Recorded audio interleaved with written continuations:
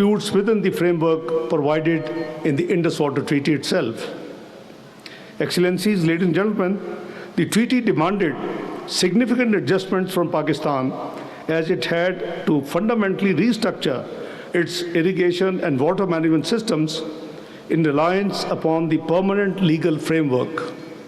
Despite being disadvantaged along the banks of our eastern rivers, where due to India's unrestricted use, these rivers dried up in Pakistan.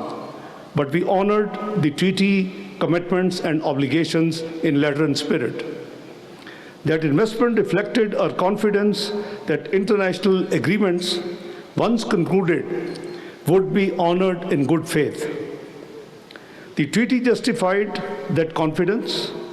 For more than 6 decades, including periods of war and political tension, it provided predictability, transparency, and stability. It has rightly been regarded as one of the most successful examples of trans-boundary water cooperation anywhere in the world.